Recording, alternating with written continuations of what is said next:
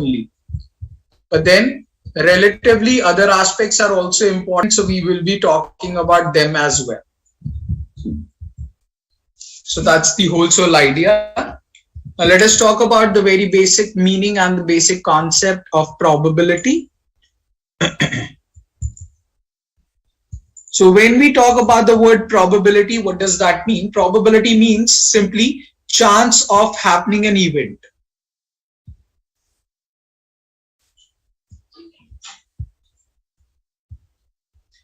So the chance of happening an event is basically known as probability. Now this event might happen, might not happen as well. Now might happen, might not happen as well. What does that mean? Now for conceptual clarity of that particular point, I'm going to first of all talk about the concept of rain. So we know this fact very well. When we are talking about rain, it may rain today or it may not rain today.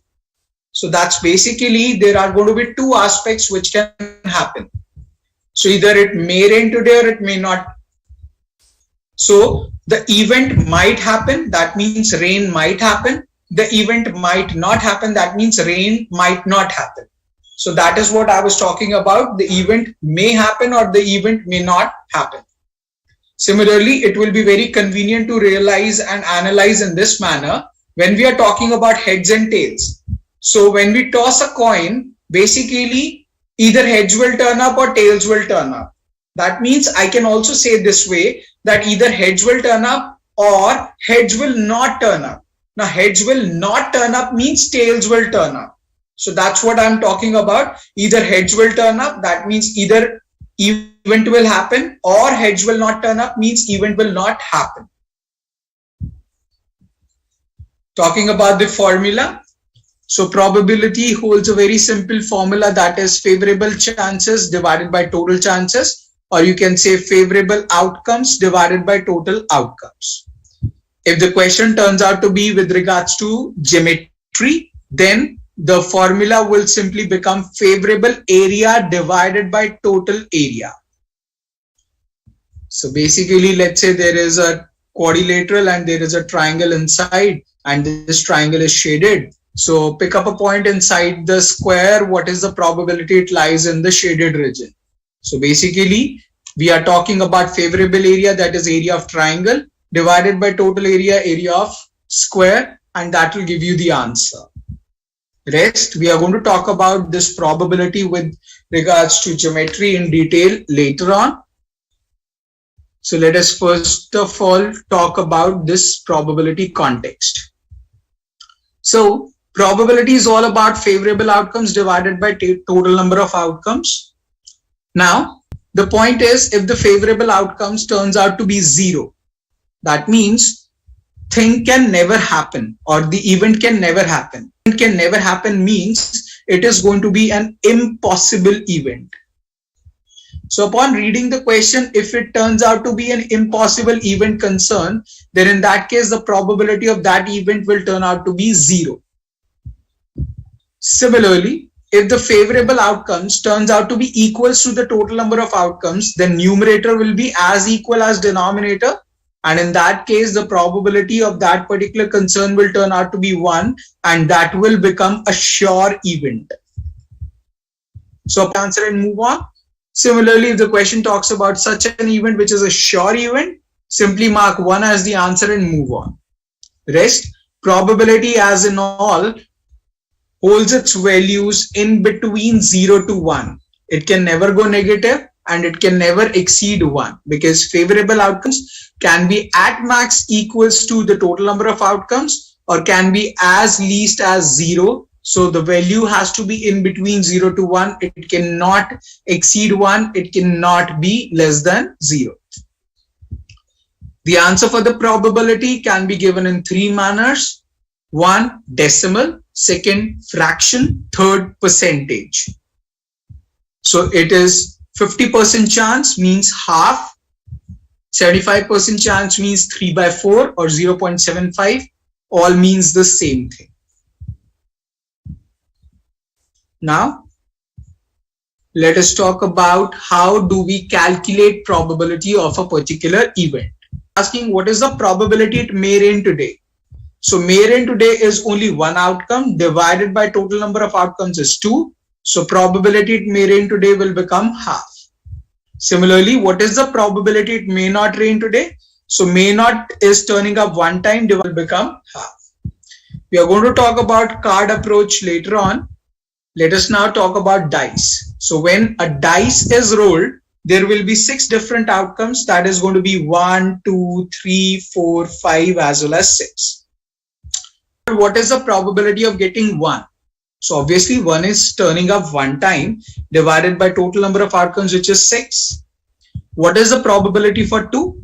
2 is turning up one time divided by total number of outcomes, which is 6. What is the probability for 3?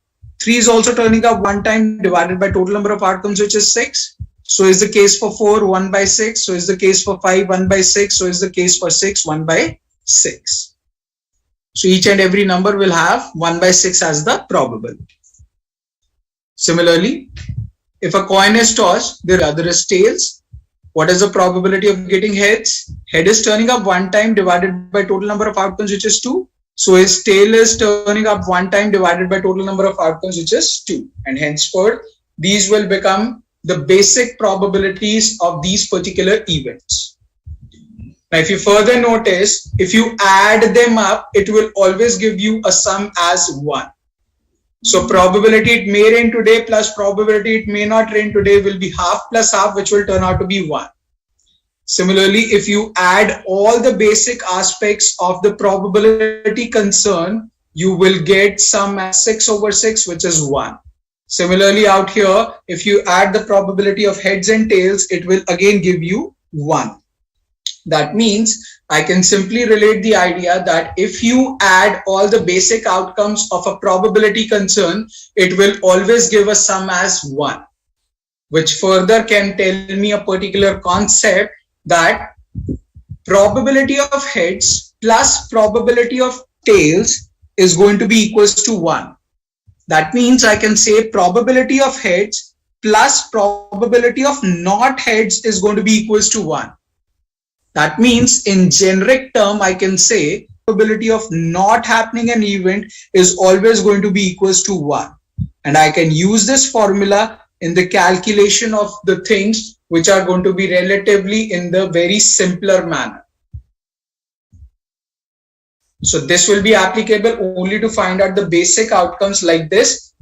If there will be 2 or more coins, you cannot apply this property or this formula at all.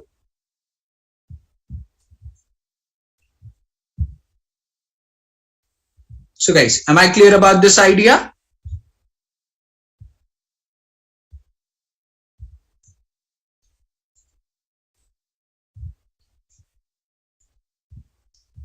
Great then.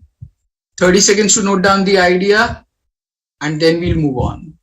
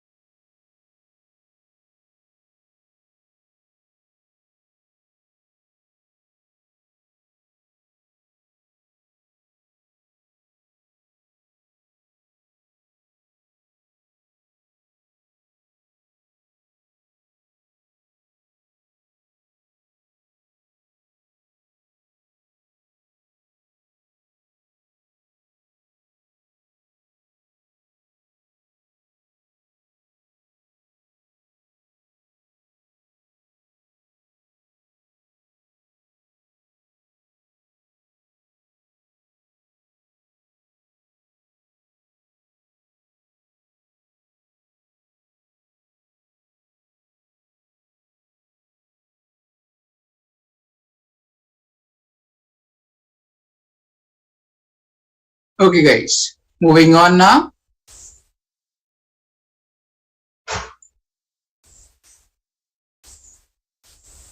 Okay. So we all know that there are 52 total number of cards which are divided into 2 colors. One is red. The good thing is whenever we divide these cards, it is always divided into half and half. So there will be 26 red cards and 26 black cards. Then these red cards are divided further into two suits. One is going to be hearts and the other is going to be diamonds. Again, it will be divided into half and half. So there will be 13 hearts and 13 diamonds. Similarly, black cards are divided into two suits. One is going to be clubs and the other is going to be spades. And this will be again 13 cards here, 13 cards here. How exactly they look like is of no use to us in case of GMAT. But what exactly is the number of cards? It's going to be the total concern. So 52 cards in all, 26 red, 26 black, 13 hearts, 13 diamonds, 13 clubs, and 13 spades. These 13 cards are actually numbered from 1 to 13. So it's going to be 1, 2, 3, 4, and so forth, 12 and 13.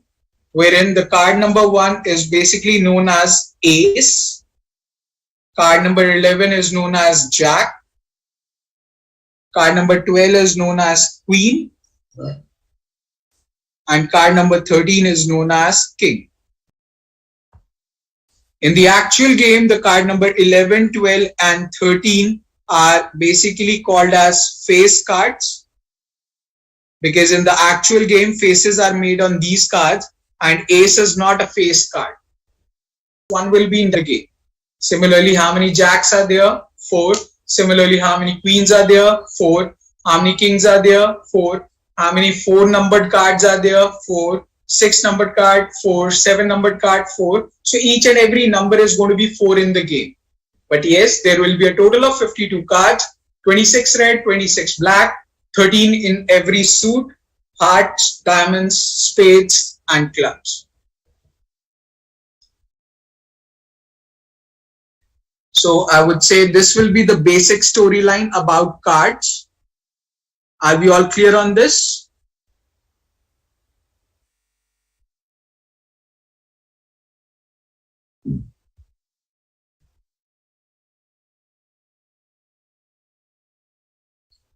So quickly, and then we'll attempt a question based on it.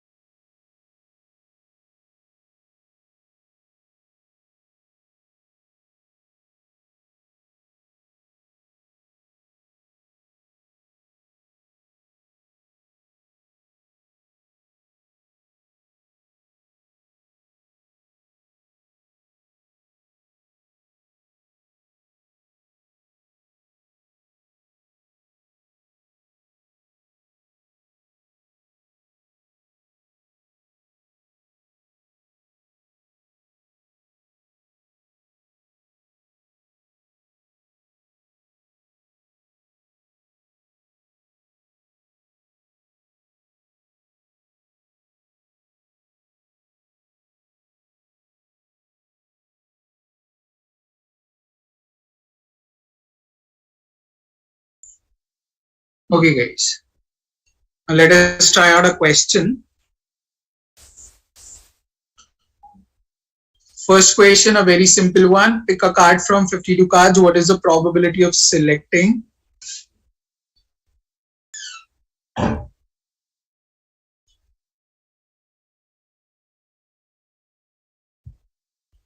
What is the probability of selecting a king card?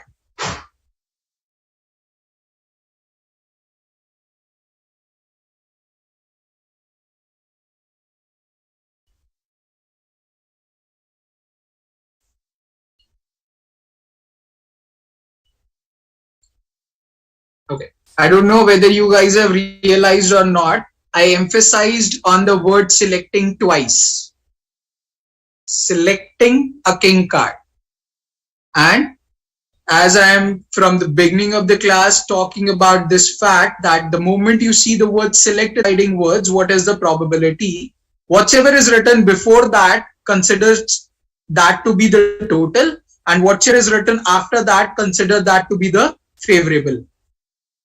So pick a card from a pack of 52 cards. So we are expected to pick one card out of 52 cards. That's going to be the total. So probability holds a formula, favorable over total. So total out here is 52C1. We are picking or selecting one card out of 52 cards. What is the probability of selecting a king card? So there are 4 kings in the game, and out of which I wanted to select one card. Definitely we know NC1 is n itself. So this will turn out to be 4 over 52 only when upon solved. But the point is, when the question will increase its pace, will rise its level, then the combination approach will be more convenient to solve out the question and will give you the answer in lesser time span rather than directly noting or directly reaching on 4 over 52. So the point is, the bottom line is, when the question is talking about the word select or it is about card approach, you're expected to apply NCR as the concept. Am I clear about the concept here? Awesome. Quickly note down the question and the answer, and then we'll move on.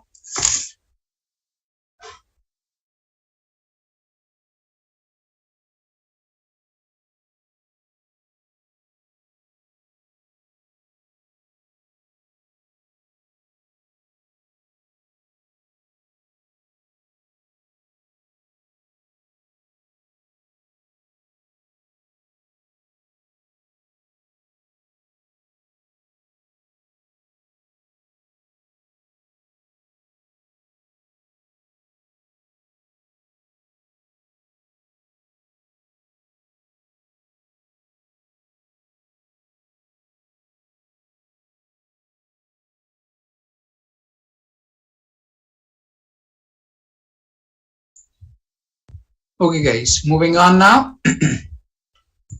Now try out this question which is on screen.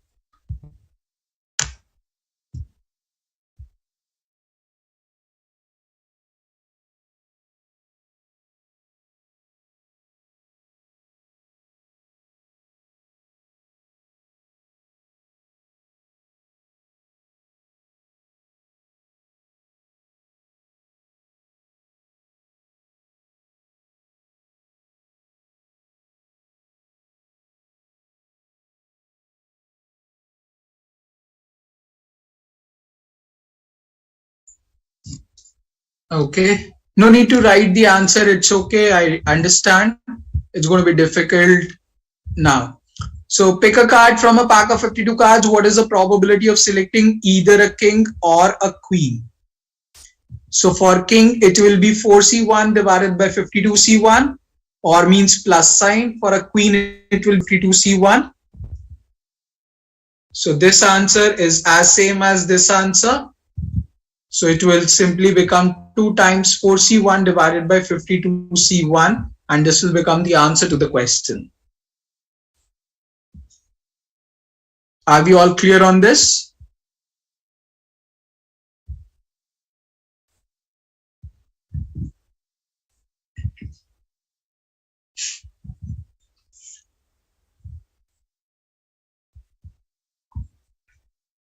Awesome then.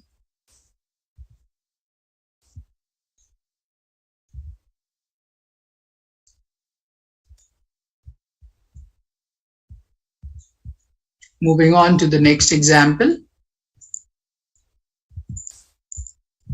Yes, please. Here is the second and the third example. Try out these 2 questions and simple in the chat box.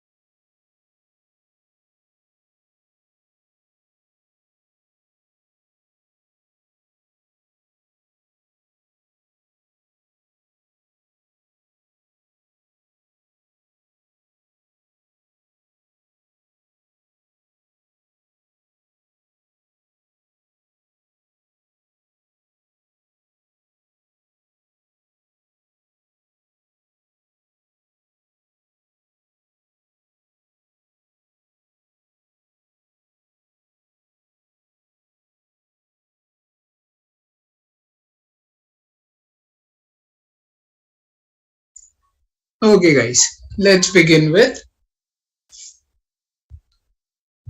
pick two cards from.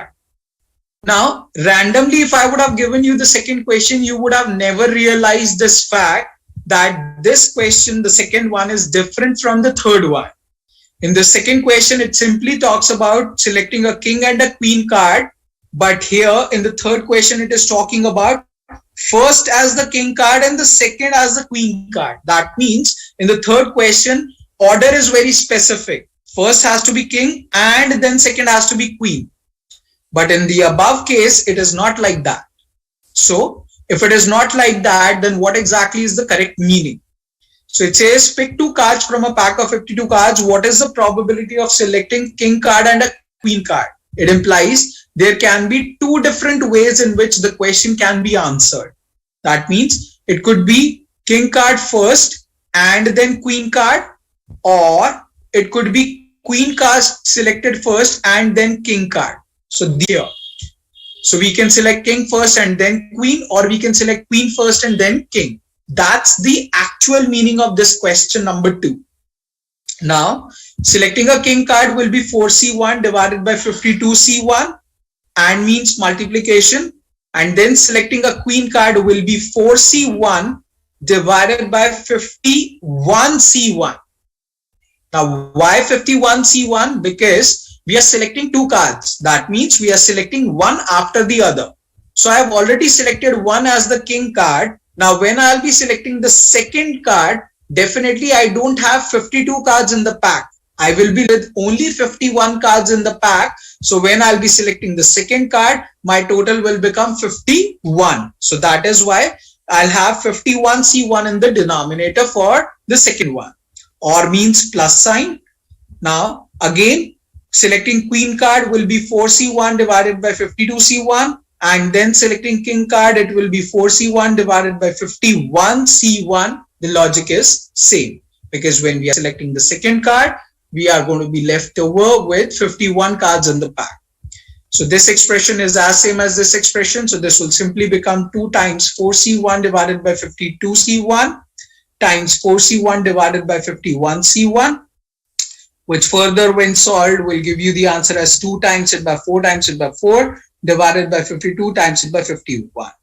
And further when you solve, you get the final answer in place. But the point is, here it was the question about 2 cards, so it was okay to display the information like this and solve. Had it been 3 cards or 4 cards, then it would have been very clumsy and difficult to solve like this, making out cases. So we need to get into the basic idea. King card. Selecting one king card can be done in 4c1 ways, and selecting one queen card will be 4c1 ways. Numerator will be 4 into 4 divided by denominator will be 52 factorial divided by 50 factorial into 2 factorial. Solving it a bit further, 4 into 4 in the numerator divided by 52 into 51 into 50 factorial divided by 50 factorial into 2 factorial. This 50 factorial, but this is naturally going to be an easy aspect, and this is the top one is going to be the GMAT way of solving out the question. So the point is, the favorable outcomes has nothing to do with the total number of outcomes. Favorable was to select one king and one queen. Done with that. Total was to select 2 cards out of 52 cards. Done with that. Solved by 1. It says pick 2 cards from a pack of 52 cards. What is the probability of selecting first a king card and then a queen card? So picking up a king card will be 4c1 divided by 52.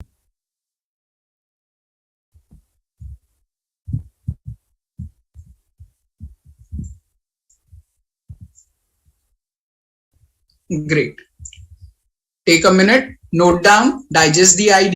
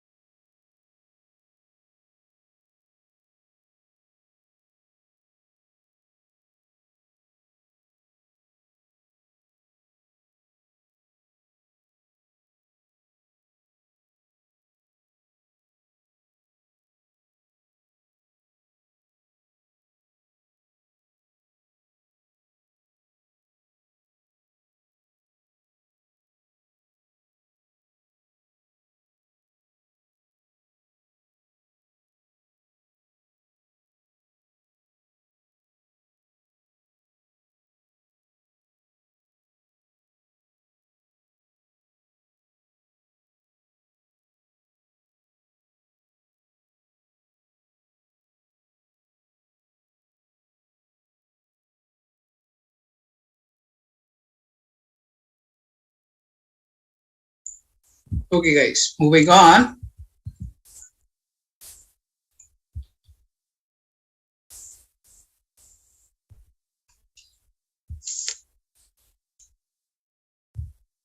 Okay, this we have already done. Yeah. Now, do remember one fact. Doesn't matter whether the question is talking about cards now, or the question is talking about some marbles in a bag, or the question is talking about some bottles in a stack.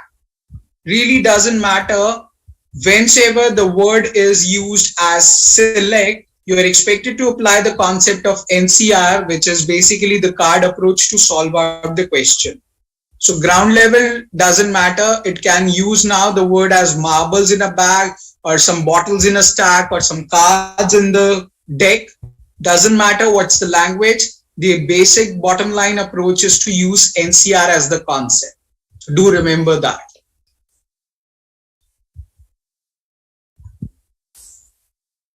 Okay.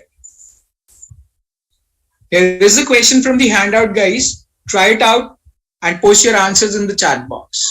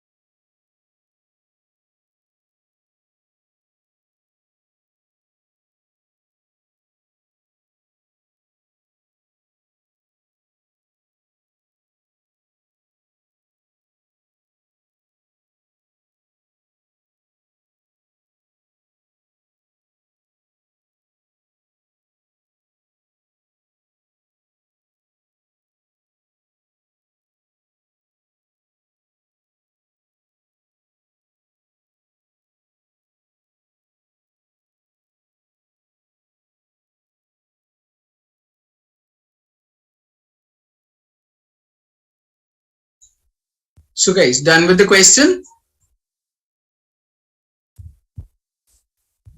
Awesome. So we have 10 bottles with us. It says 2 bottles are randomly selected from a stack of 10 bottles in which 5 are blue, 3 are green and 2 are yellow. What is the probability that the first bottle selected is blue and the second bottle is green? First bottle is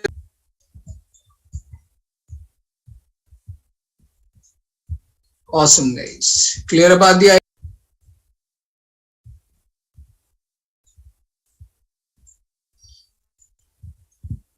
Okay, great. Does anyone has book?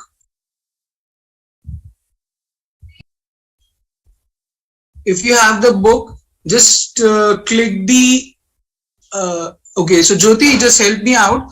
Click the image of the first question and post it in the group.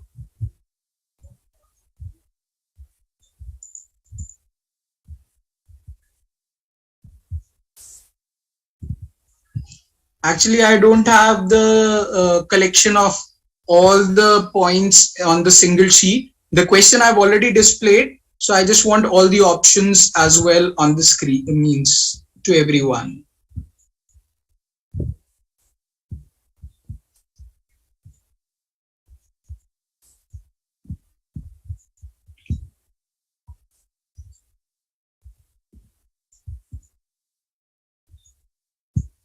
Okay, guys. So you can see the question in the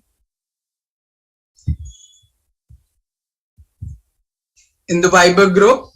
So you are expected to attempt all the 4 parts together, A, B, C, and D. Try it out and then we'll discuss at length.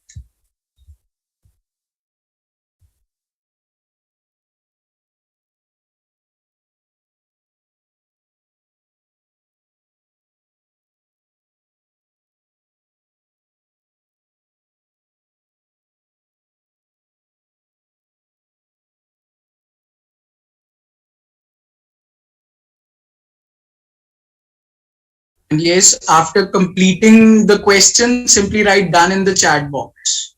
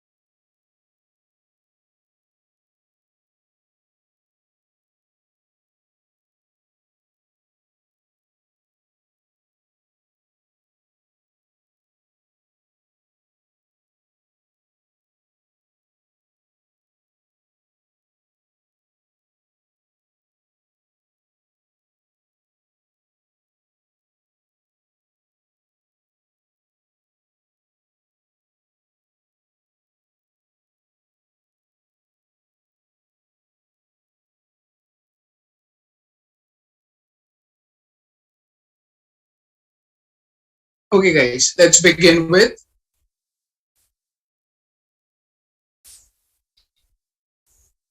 So it says a bag consists of three differently colored bottles, which include, that means 12 bottles in total. If three bottles, simple, straightforward, no big deal in that. There are three black bottles, we need to select three black, so it's going to be 3C3 divided by 12C3. In the B part, it says none of the bottles selected is white. Just hear me out for B and C part, and then if you still have any doubt, then you can ask me. But for hear me out. B part says none of the bottles